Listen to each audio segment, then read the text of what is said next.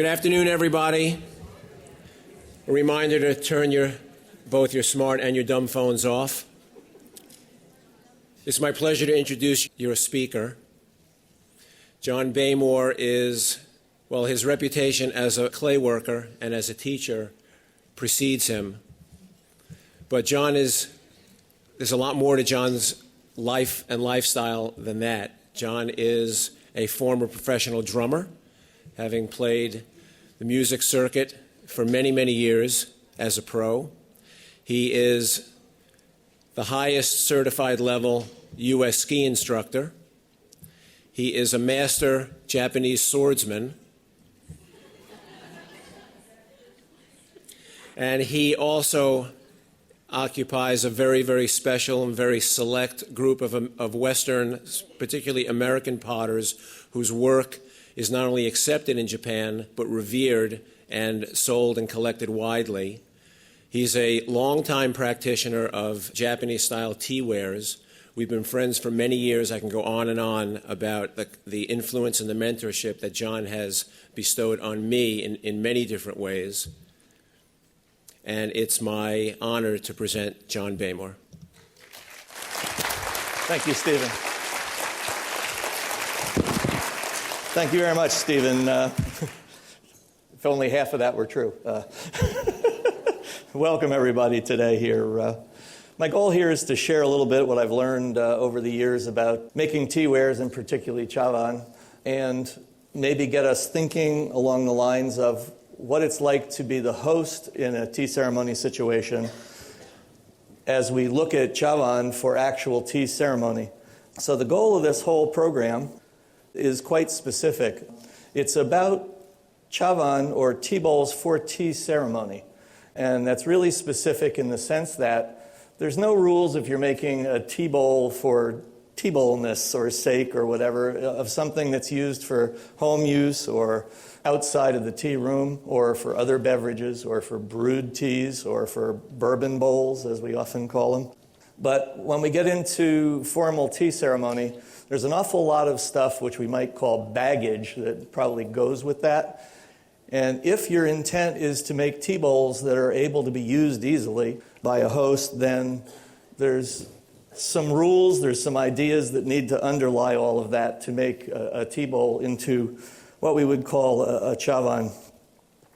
That being said, there's exceptions to everything I will say today. So like the standard answer for everything in ceramics is, it depends. In this case, it's the same thing.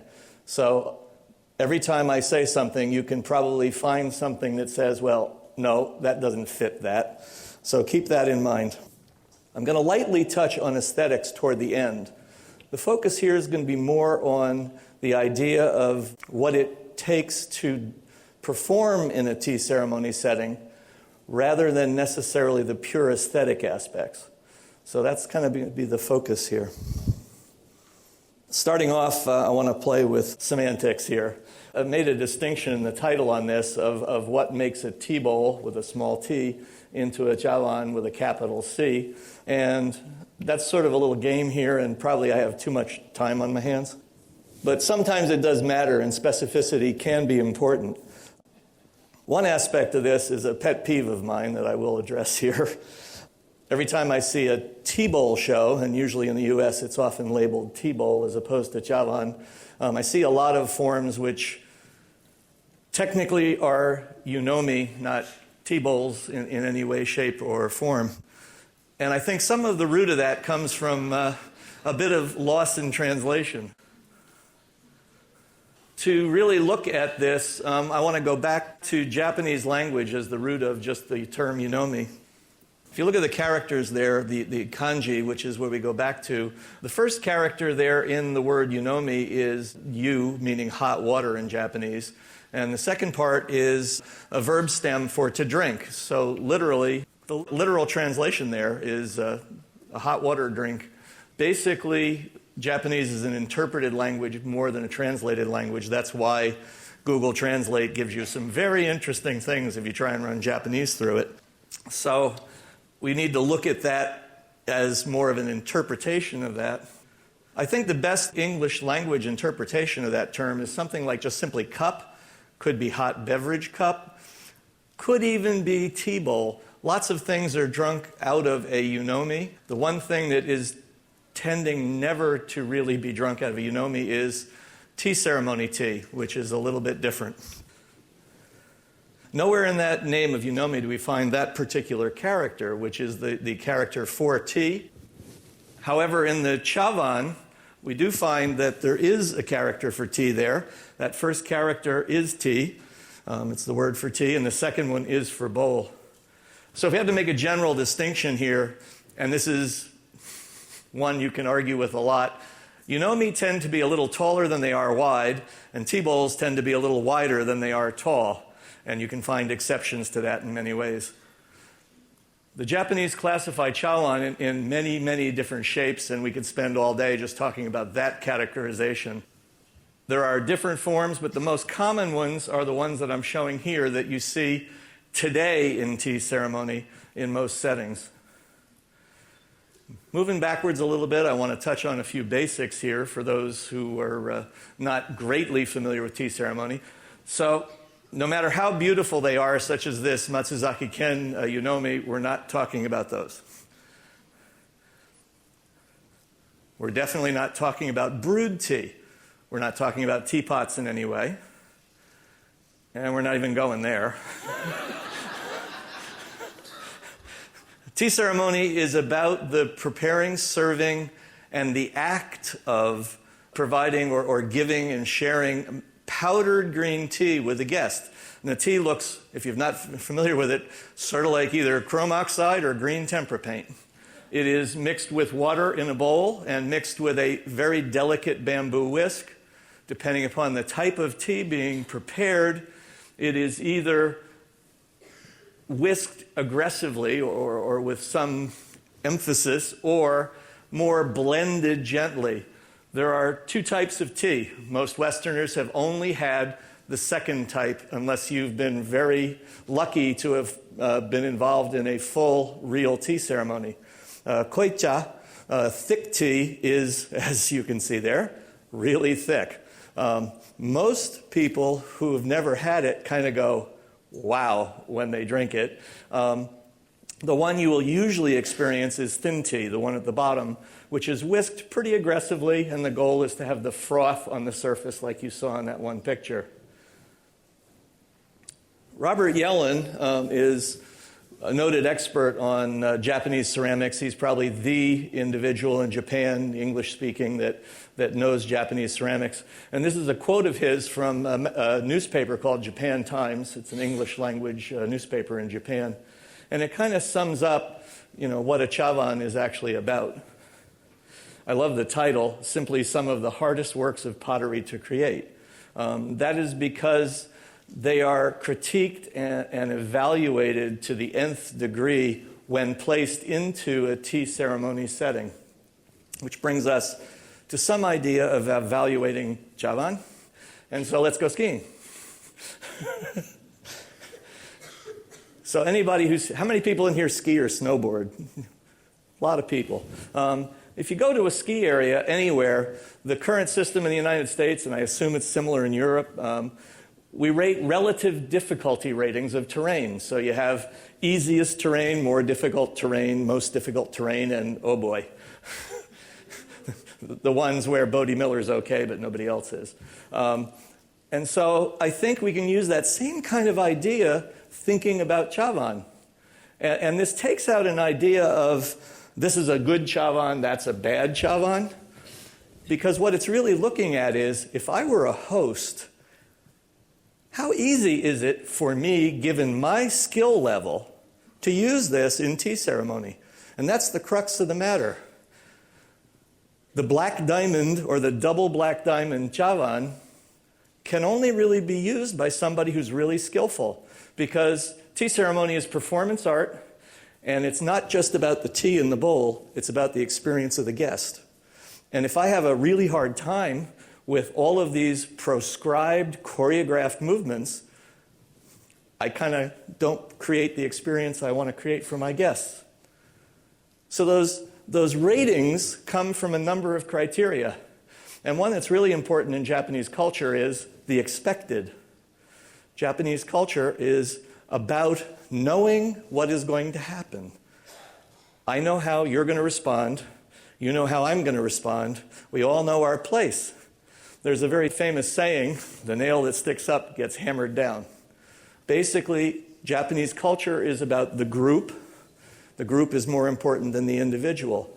And so in a tea setting, a lot of the choreography is about that expectation, as is even the nature of the bowls. There's various technical considerations that I'll go into in a minute. And then there's something called toriawase. Toriawase is the art of the host to create the setting for the guest. And you can think of it sort of like a person who is the director, the executive producer, the costume department, all of the things that go into creating a play. Selecting the wares that are going to be used, which pieces go with which. Certain chawan fit into that role, others don't fit into that role easy. The chawan in formal tea ceremony, and particularly in the thick tea ceremony, the chaire, the caddy for tea, are sort of like the leading man and leading woman in a play. And selecting them and all of the other players and the costuming and the sets is sort of what toriawase, tea ceremony setup, is about. Which brings us to rank has privileges. If you are a tea person, if you are someone who is doing a lot of tea ceremony work, you have been practicing for years and years and years, and you are able to break the rules. You have the skills to mix and match more easily than someone who is relatively new to that. So if you were a very high-level person, you might use an old hubcap as a chawan, and if you set up the situation right, maybe it actually could work. So as we look at the easiest bowls, there's some general characteristics of them. And the listing is up there, and I'm not going to read through it. You can. These are the bowls that are used mostly for the experiences that most people have. In some ways, those of us who are potters and kind of maybe into Japanese ceramics, etc., we're probably more interested in bowls that are something that the average tea person in Japan, and when I say average, I mean the average tea person, would not be handling, would not be using. Most of the tea that gets served is served in bowls like this. These are production chawan. They're relatively inexpensive. They're available all over the place. And if you go to like an urasenke thing in a museum or something and do a group setting where a lot of people are there, it's probably a bowl like this that you will experience tea out of. A side note, in this context of the difficulty ratings, I was originally going to select many different people's work to talk about it, and then I decided, oops, if I do that, anything other than the easiest category is probably going to come across like I'm kind of nailing somebody. So all of these are my own work. So in the easiest category, these are some of my bowls that kind of fit those criteria of these are pretty easy to integrate into a tea ceremony setting. As we get into more difficult, we start to add little variations in here. And in a sense, any one of these aspects kind of falling outside the norm, those easiest characteristics, can move the bowl into something that's a little more difficult to use. So the range of people who might choose to use that for tea ceremony just narrowed down. All of a sudden, we've limited the audience who might select that for actual use. And so in this case, here's some, again, staying within my own work, a little more difficult to use. Here we have a little different characteristic visually. This bowl is small. This is a traveler's chawan. It would require a different size whisk to mix the tea. If you tried to use it with normal whisk, it would be difficult. Because it's small, it would be a little difficult to whisk the tea without slopping it all over tatami. This bowl starts to get into surface texture. That flame erosion on that side, and here's the other side, just slightly is a little rough. And when we talk about technical considerations in a moment, you'll understand why that moves it into the more difficult category. Then we get into most. And the biggest thing that I see in looking at Chawan in exhibitions and stuff from people who don't study tea, the big one's weight. They're too heavy. They're very heavy. We also see rough surfaces that get in the way of tea preparation in the actual ceremony. This bowl of mine's a really good example. This is old. This is when I knew a lot less than I know now. And the problem with this, it's a gorgeous bowl. It looks wonderful. It weighs a ton. So you can't judge from slides. You have to handle them. This bowl is heavy. It's toward the high end of typical weights, and it's because of how this is made. This is carved from a solid block of clay, and because of that heavy patterning on the side, as with this one, it's very hard to get this as thin as it needs to be. This one gets into toreawase. This is really kind of in-your-face visual. Trying to pair this piece with other pieces will be difficult. This one has a bit of an enclosed form that would be difficult for the guest. It's not going to drink as easily as one might like, because we not only have the host, we have the guests to consider. So if I have guests who've never been involved in a tea ceremony, I want to serve them in a bowl that's easy for them to use too, because they have a prescribed role in ceremony. This bowl is starting to get rough. The overall surface on the outside is rough. The inside is relatively smooth, but the outside is rough. That matters. This bowl, again, is visually bang, hard to integrate with other pieces. Caution, when we get way outside the norm, it's not that these cannot be used where we're back to the hubcap. It needs someone who can have the guts and the credibility and probably the credentials to say that hubcap is a Chawan and get away with it. And I don't have any of mine that fit into this category at the moment. Overarching all of this is tradition. Japan has a huge history. Tea ceremony developed and refined itself during these 700 years of violent, horrible warfare and martial law. We have the culture of the samurai class dominating it. We have Buddhism infiltrating it. And over that long time period, a lot of ritual and ideas about it sort of got built in. As we get more toward more contemporary times, when things have been peaceful, tea ceremony has become very, almost stultified a bit, very choreographed. Every nuance, every detail is sort of spelled out. Some people who were in the room were in a workshop I just did teaching tea ceremony to them. They had the chance to act as both host and guest. And I forget exactly how many it is, but the 14 or 20 page script that they were working from of all the procedures gave them an understanding of how ritualized ceremony is. And that script was greatly purged of a lot of details. So by the time we get into contemporary tea ceremony, that is filters its way through modern times and the various tea schools and the aspects of this is the way we're supposed to do things, kind of building in that the expected, we have a very ritualized activity. So we get back to that idea of the expected here and tradition. We often think in America here, tradition is a serious box. We're crammed right in there. And, to a degree, that is true. But it's interesting that we can think about that box actually in many ways as providing structure within which we can work. So if I take this simple graphic here and draw that simple graphic, I can use that very simple idea to effectively represent all of humanity, depending upon the context I put that into. But like a musician taking a musical score, and riffing on that, I can play with very little changes on that idea and represent many other things.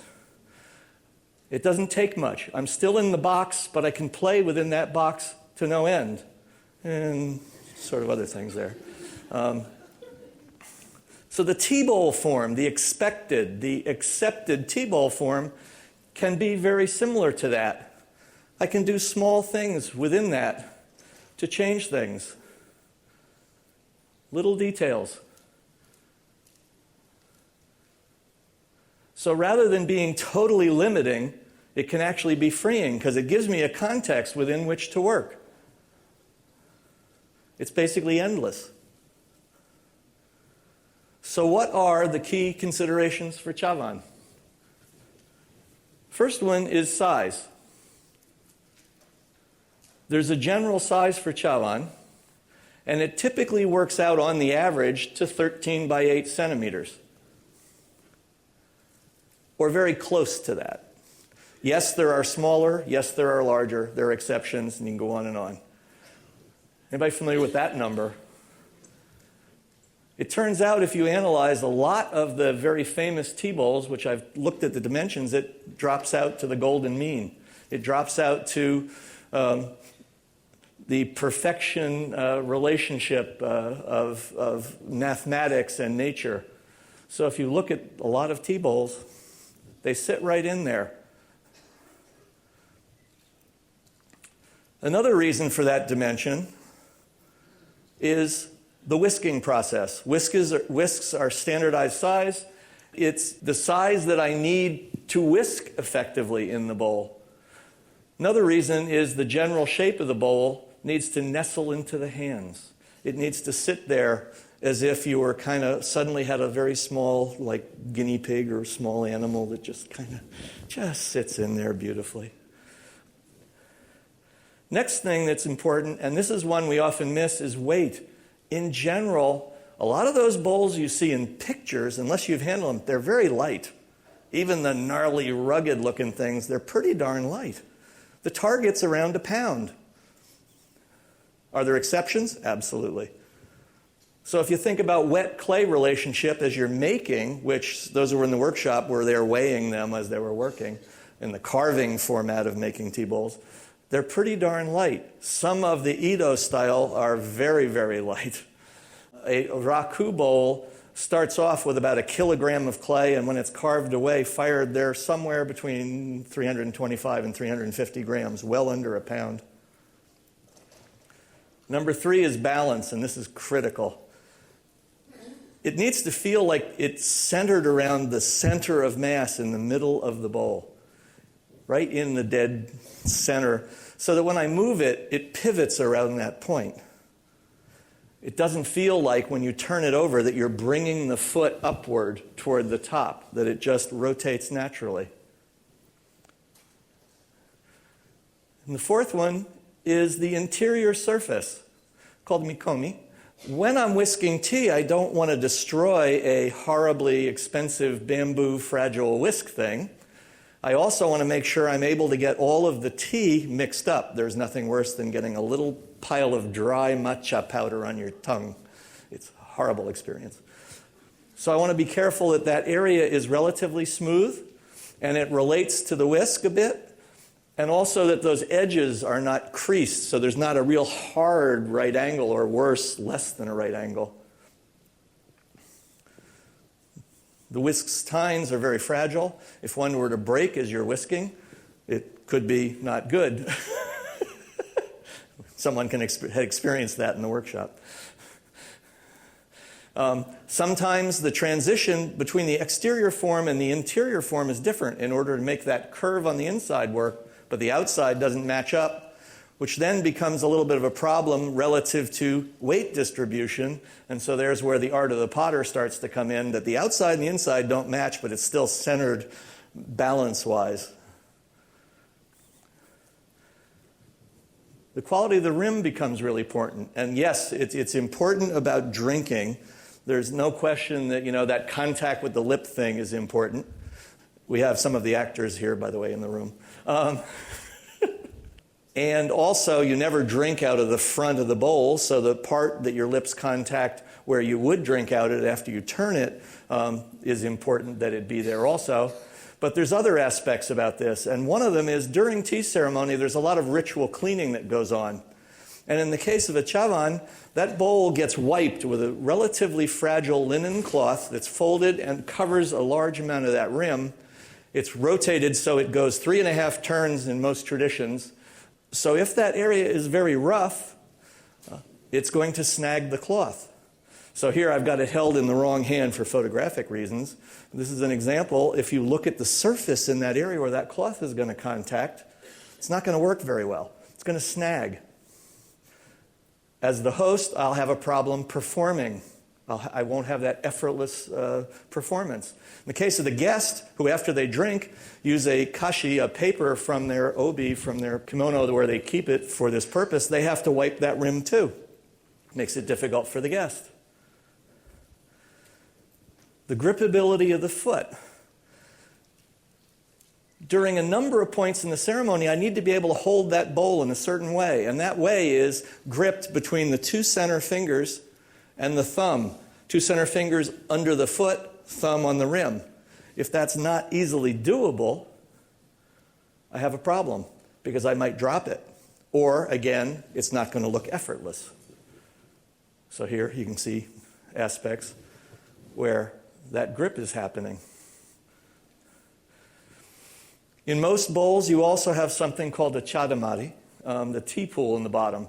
And it's an aspect that tea people look for, and it's a place where after one has drunk the tea, where the froth and the leftover material pools back into that area. Aesthetic concerns here really come into a real basic thing here. One is the quality of the clay body. Most tea people, part of the tea ceremony is looking at the bowl, and instantly people will turn it over, just as we all tend to do with any pot we ever look at. The first thing we do is go, what's going on in the bottom? Even if we're in a restaurant, picking up the plate, looking at it, even with the food on it. So the quality of the clay body becomes important. When you look at a lot of Japanese ceramics, the quality of that clay is based on where it is dug, where it is mined, and that's where you get the character of the various villages and production centers. So the clay is very unique. It has a very unique feel. So as we look at the bottom, what does that clay look like? Another aesthetic consideration is that on the better bowls, there's a front. There's a side that has great interest, and I can identify that. Now, in many cases, we make it. We kind of decide as we're making. In some cases, the firing will decide that. So even though we've decided one side is the front, it's possible the kiln gods, Gama Kami-sama, will change that for you. In other cases, and in all cases, the host decides what's the front. So even if you intended what you're seeing there, that's what I decided was the front. Person can look at that and decide another side is the front. Another important thing for the best of these is what's known in the English translation as landscapes, keishiki. And that point basically is you can live with that bowl a long time and experience it differently depending upon where you're looking and what you're looking at. So this bowl right here, that's one view. That's another. That's another. That's another. It's all the same bowl. All the different views of 4 different sides. I do have to blow the horn here a bit. That bowl was just used for a formal tea ceremony. It was the thick tea bowl in a ceremony at Urasenke headquarters in Kyoto, the head school of Urasenke. That was 2 weeks ago. So how do you make better chawan? Yeah. I was humbled by that, but it's a great honor. So how do you make better tea bowls? Well, one is study tea. If you want to make good teapots, brew some real tea in a teapot and try and use it. If you want to make good spaghetti bowls, make spaghetti bowls and eat spaghetti out of it. Try and make the effort to learn a bit more about what they're used for. I teach workshops on this. I teach classes at the college on this a bit. There's many other people who do this also. In my case, I'm doing combinations of people making and then using the work that they set up here. I don't know if Lauren Scales in the room at the moment. This was a setup, that's her choice in a class setting of toreawase, selecting from many different materials this is set up in the kitchen area before she carries that into the tea room. Just a beautiful selection, not only of the bowl there, but the particular tea scoop that is sitting on top of that. Nothing beats doing this to understand the dictates of what a Chawan has to do in that context. Urasenke is one of the largest tea schools in the world in the sense that you will find schools for this just about everywhere. So if you look around, you should be able to find someone to study tea with. Thank you.